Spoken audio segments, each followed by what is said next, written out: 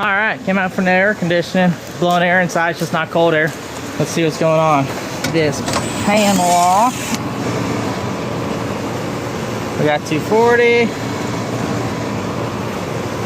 We got 24.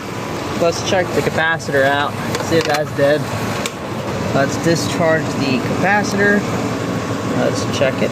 So compressor side's 1.2 and the fan side is 0.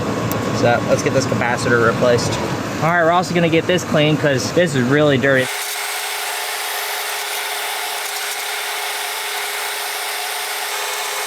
Look at that difference.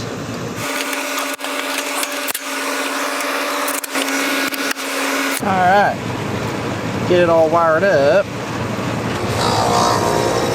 Checked everything inside. I think they're good to go. Bag cap and a dirty condenser.